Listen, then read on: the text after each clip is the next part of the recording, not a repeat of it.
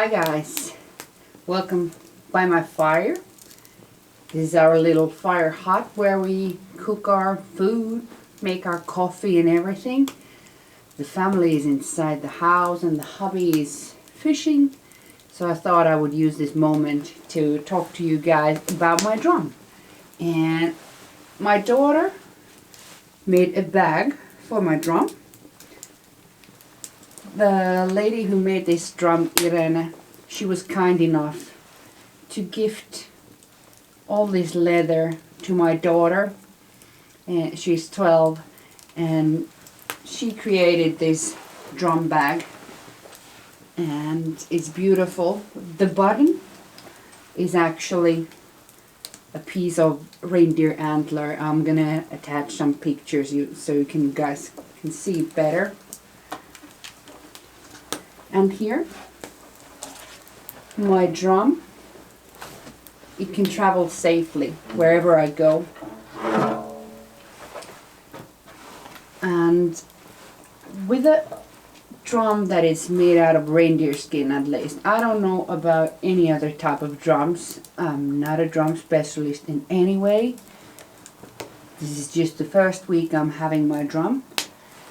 But I've already learned on our trip here, what was told also to me, that the skin on the drum is quite sensitive to humidity or dryness. So when it's dry enough, it plays beautifully. But when it gets wet, because when we went with the boat to the Ukos rock, and we were on the boat, I don't know, and outside for an hour, and it was really damp, wet weather. So the drum, it got really loose, and I didn't have any wood with me, so I couldn't create a fire outside that I could have, heat up the leather, so it would have played better. So it didn't really play so nice there. But now the sound is actually even a bit too tight now. Now the best thing would be to wipe it with a damp cloth, so it makes it a bit more softer. And one thing that I have made out of reindeer also is my reindeer seat cover. So it's just leather on the inside and the fur of the reindeer, because in Lapland they use every single part of the reindeer. They don't lose anything. They have made these fancy shoes out of reindeer leather like for 10,000 years. So they really know what they are doing. And because they eat the meat and they use all the fur, and they make everything from nice things to useful things out of the antlers that the reindeers drop. So using reindeer antler is really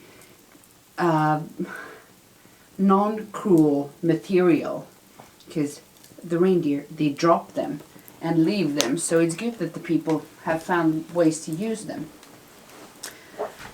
But let's see, I'm gonna play you guys some drum. I have my woolen socks and my woolly jumper and my little mittens, but it's reasonably warm. The sun is setting. I'm going to show you the sunset also. It's been a beautiful day. We got the first snow today and everything. But let's see. This is a wee bit tight. Let's see if I can play it to you without having to make it wet before. But if it would be too wet, then I would just hold it in front of the fire and it tightens up really fast. I did that when we came back from the Ukos rock, and it was like just a few seconds here and there and it was tight again.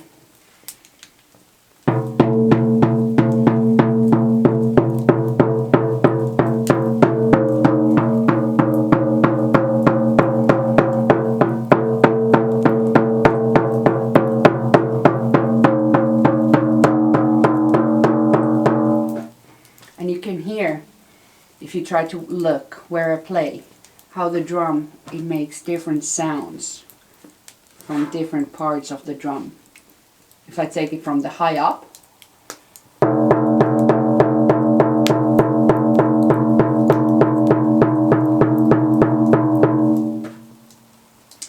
and then on the middle part,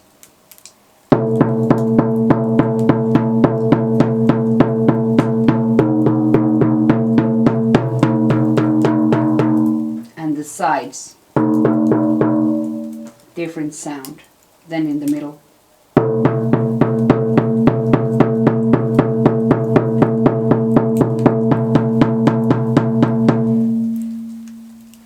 And then in the lower part.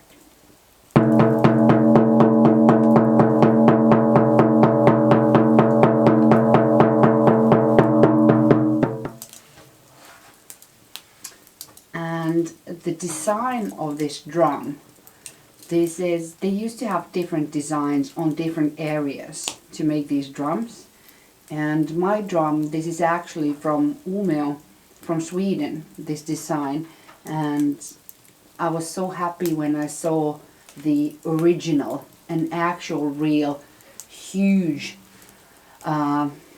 old witch shaman drum that they have borrowed from the museum from Stockholm to Finland, because all of the witch drums up here in Lapland, they were mostly burnt, and the ones that are saved have been, you know, taken to other countries with the missionaries and everything, and they are in museums all over the place. And it's really sad that we don't have any of those old actual antique drums here in Finland for ourselves. But I guess that's the same story with all the ancient cultural stuff. They have been stolen to the UK or somewhere else to museums by the invaders and travelers. That's the story. Let's hope that one day all the products would be returned. But the design of this drum, this has the three-folded world view. And what I think is so interesting about drums and also about shamanism is that this threefold worldview, for example, it's universal. The shamans think like this in the American continent or in Australia, in different parts of the world. So that's kind of interesting, is there was no internet back then, how they could have, you know, figured out this stuff, and the people were isolated on their own continents. But still the threefold worldview, like of the upper part and the middle part and the lower part. In Finnish they are called ylinen, keskinen and alinen. And the upper world, the middle world, and the underworld. I guess I'll have to check what are the correct English terms for them. But here are the god deities, and this is more, the middle part is more of our realm here on top of the world, I mean, and the lower world is underneath. And then there are each symbol in this drum. They have their own meaning. I'm going to put here a picture. For example, here's the moon, and there is a witch with his drum.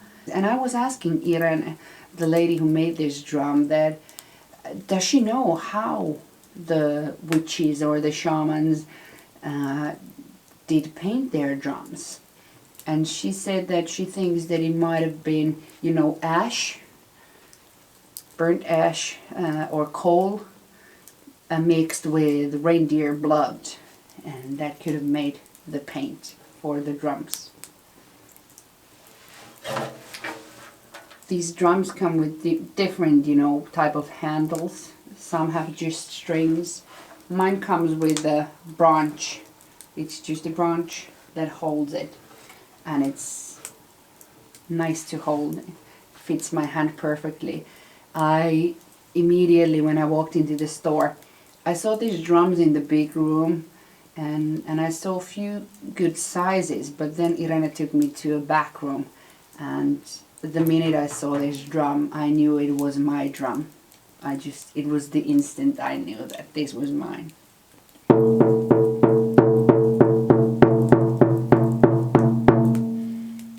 And I can't wait to, when I get back home, to go to these drum circles and meet other people who have drums and play with them and learn from them.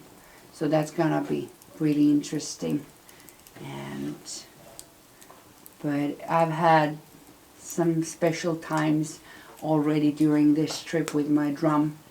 I did this little initiation with my drum on top of the mountain, and then I took the drum with me to the holy place of Ukonkivi.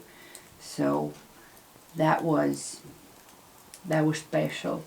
I think that's because I don't consider myself being any type of shaman or anything yet. I think it was a great way to bond with my drum and get used to it, and see how it reacts in the nature, and how it works even technically, how the leather loosens up and tightens up, and how I can play with it.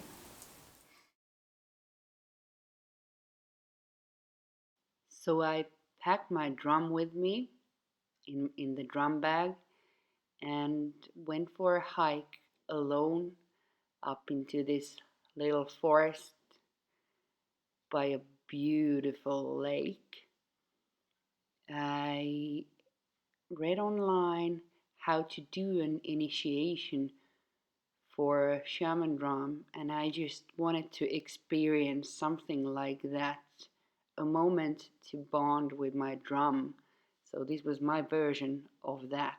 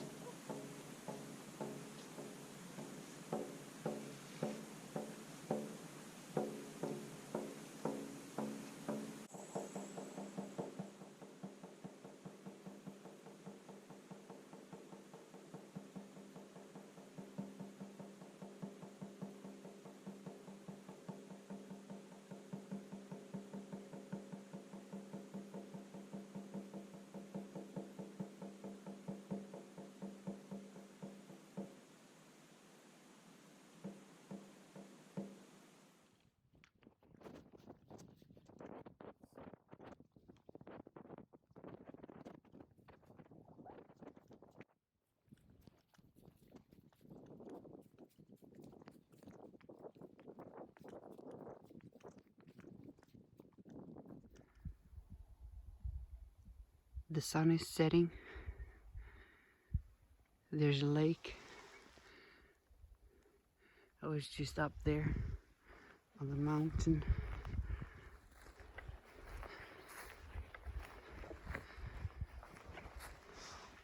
It is so beautiful out here.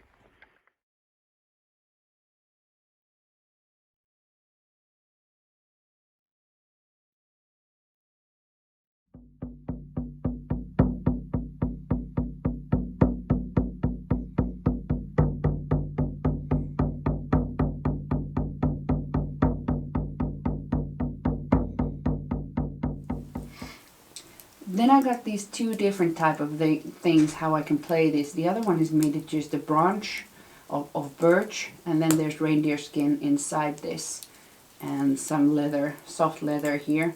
And then the other one is a reindeer antler, a small part of the horn, but it makes a lot harder sound, so I prefer this soft one. And it's really light in my hand. It's just...